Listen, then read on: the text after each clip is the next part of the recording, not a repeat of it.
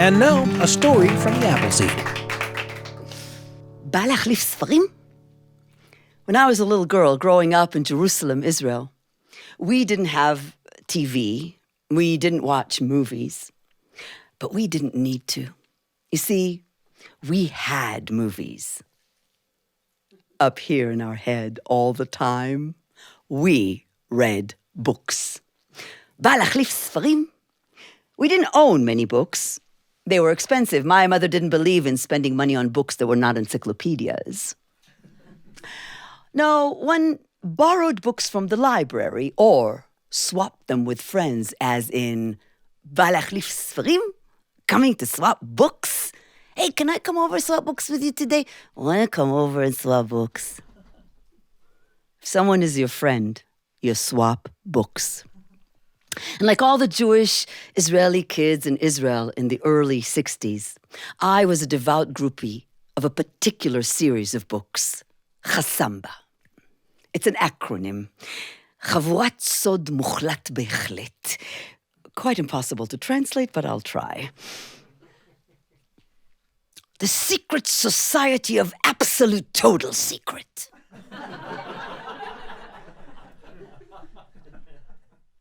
They were a secret society of 8 boys and 2 girls.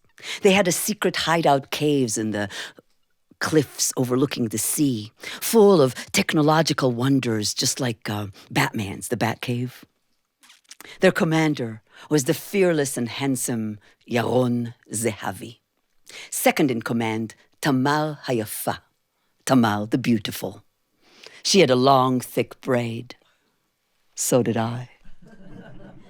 And they were inseparable, and anyone reading those books wanted them to get married when they grew up, and in book 38 or 40, they did. Oh, Chasamba, they were my heroes. They uncovered international conspiracies. They caught Russian spies. They fought the Arabs and the cruel British mandate. But most of all, time and time again, they saved the entire nation of Israel from its worst enemy, the despicable gangster Elimelech Zolkin. How can I translate that? Imagine pure evil, like the Joker in Batman. And his name, Irvin Schmockenfarb. Elimelech Zolkin. Oh, those books, they were filled with heroes and enemies, but they were in the books. They were not al-emet, they were not for real, until 4th grade. 4th grade arrives, and I, Noah, the shortest kid in the entire class, suddenly have enemies. Boys. Do you remember those days? When boys who were perfectly normal humans suddenly morph overnight into nose-picking, hair-pulling aliens? I have no idea how or why that happens, but all of a sudden in 4th grade, the boys become them. And we don't play together anymore, except one game, tag. And we have 2 versions. Habanim al habanot, boys on the girls, they chase us. Habanot al habanim, girls on the boys, we chase them. They grab our skirts and pull our hair. We tackle them and push them to the ground. We shriek and holler. It's brutal. They are the enemy. But then there's pure evil. Boaz Malchi and Yuval Stendel. Boaz, thinner than a pine needle. His best friend Yuval, freckled face, shortest boy in the class, only a hair taller than me. I'm the shortest, you remember. And it started at recess. I wasn't playing Habanim al Habanot. I was just standing there. Boaz comes and pulls my braid. Hey, I'm not playing. So stop. Catch me if you can. Well, I start chasing him, but there's Yuval right behind me, pulling my braid. I'm not playing. So catch me if you can. And I don't stand a chance. He may be the shortest, but he's the fastest runner in the school. And they chased me after school, singing. Noa of Noa nosat לקולנוע. Noa motorcycle riding to the movies. Apparently the only two words in the Hebrew language that rhyme with my name. I come home in tears, and I say to my mother, nobody likes me, all the boys hate me. My mother, who is known to throw a fit if you spill milk on the counter or forget to flush the toilet, when presented with my earth-shattering, tragic suffering, is not even impressed. Of course, if it's not the war, the Nazis, or the hunger, what could possibly be so bad in my childhood? She's smiling. Shtuyot. What nonsense. Who told you such a silly thing? They're pulling my braid all the time. Oh, Noali. I'll tell you a secret. When boys pull your braid like this, it's a sign they like you.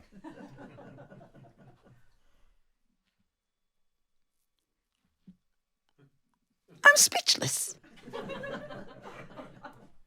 The only logical explanation is that aliens have abducted my mother's brain.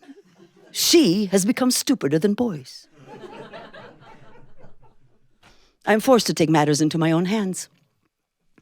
I make sure I stay very close to all the girls on the way home from school. When I'm with a gaggle of girls, Boaz and Yuval don't dare come close enough to pull my braid. But one day, I go out into the schoolyard and the girls didn't wait for me. And I hear, "Hey, Noa!" My enemies.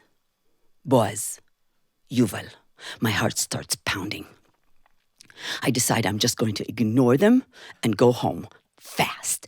Hey, no, wait up! But I'm already on the other side of the street, past the cypress trees in the corner. I am running. I know what they're going to do if I wait up. They're going to pull my braid. The book bag is bouncing against my back, the braid swishing from side to side. I can see the corner of our street right there. We are the second house down the slope. On the left, I can see the lamppost at the entrance to the path leading to our building. It's not far. I just need to get there. But my legs are so heavy. Even my braid feels heavy. It's like I'm slogging through a swamp. If only this was Chassamba. I would be faster than the wind like Tamar. I would be fearless like Yaron Zehavi. But this is not a movie in my head. It's Al Emet, for real. And they're closing in on me. I'm running down the slope of our street. Yuval is so close, his breath like a dragon's flame scorching my back. I'm at the lamppost at the entrance to the path leading to our building. And snap. Something snaps inside me and I stop. It's like a force I never even knew existed takes over and screams in my head, I know I'm going to die, but I'm just not going to run anymore. And I twirl to face my enemy, and I scream into his face, "What do you want?" His face is sweaty and red, his eyes bright green. "Want to swap books?"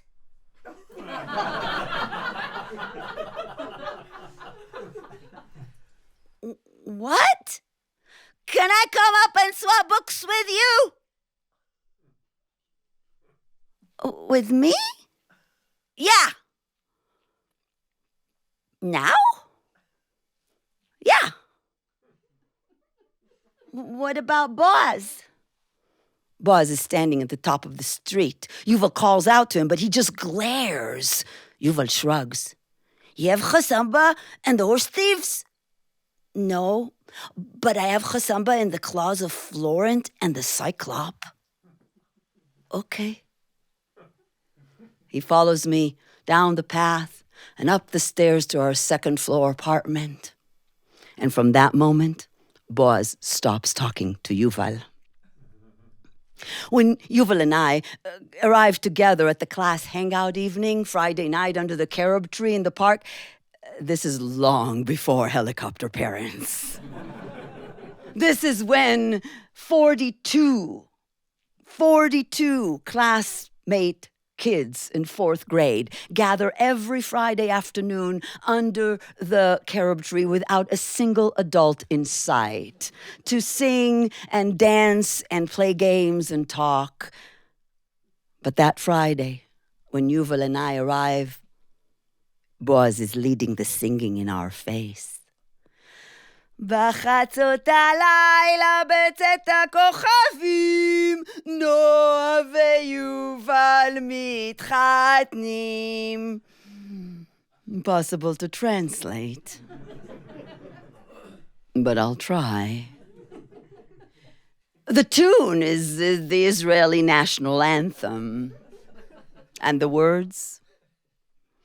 In the middle of the night, when the stars come out, Noah and Yuval are getting married. Everyone is singing. Yuval is blushing. I turn bright red. Everyone's laughing. Guess it's not easy being the first couple of the 4th grade at the age of Habanim al Habanot, us versus them. We're ostracized. We turn around and walk away. He says, we don't care, right? Right. And we decide we're not going to go to class hangout evenings anymore, even though I am the class cultural committee. And we are very careful not to be seen together in public, so that when we walk from his house to mine, we have an elaborate system of hiding behind parked cars with secret signals and all sorts of sophisticated maneuvers. And we create our very own top secret society. He's the commander, I am the second in command and the nurse. I'm in charge of our first aid kit with bandages, gauze, cotton balls, and iodine. We write our code of honor in invisible ink made of lemon juice. We pledge secrecy and loyalty till death. We spend hours on our bellies in our hideaway cave, made of blankets fastened with clothespins to the balcony rails. We spy with his father's binoculars on Gittel the witch. That's the old woman who walks in the middle of the street talking to herself in Yiddish, but we will prove that she is a secret German spy. We swap books between our secret hideout caves every day. It's better than Yaron Zehavi and Tamar. It's better than any Chassamba adventure ever written. And it's not even a movie in our head. It's al-emet. It's for real. We are the movie. It's the best. בחצות הלילה בצאת הכוכבים. The end of 4th grade, I got a haircut. No more long braid. Soon after, my family went to America for my father's sabbatical at Stanford University for 2 years. And when I returned in 7th grade, it was no longer Habanim al Habanot with the boys, but dancing and phone calls. And I wish I could tell you what that was like, but I wasn't one of those girls. I met Yuval in the hallway, still only a hair taller than me. I said, "Hi, Yuval." He blushed, turned his head, and ran away without a word. And I took it in with all that perfect logic of 7th grade. Of course, he doesn't want to talk to me because I'm so ugly. None of the boys want to dance with me anyway. And it was just stupid swapping books and secret gangs. And it was just not al-emet. It wasn't for real anyway. And we didn't exchange a word all through high school. And we never saw each other after that. But you know how you can carry that teenage self with you no matter how old you get. I allowed that 7th grade logic rule for so many years. I let it erase everything that happened before, like invisible ink on a page. But then I became a storyteller, someone who gathers clues from memory's secret hideouts to create stories and the images resurfaced, like invisible ink held to a candle flame. 2 fourth graders, sweaty-faced boy, long-braided girl, facing each other beneath the lamp post, hiding behind parked cars, peering from blanket caves on balconies. And suddenly, I became obsessed. I realized we had not exchanged a word in 44 years. That's a really long time. Did it only happen to me? Was it real? I Googled his email, but hesitated for many weeks. Will he remember? Will he respond? All I could see was that 7th grade face turning away. Oh, but he answered right away. And the technological wonders. Here we were, 2 middle-aged people with families on our own, talking across the ocean from America to Israel on Skype. Oh, it's impossible to translate, but I'll try. He said, "Boy, am I glad you had the courage to close the circle. Noa Baum, I really loved you in 4th grade.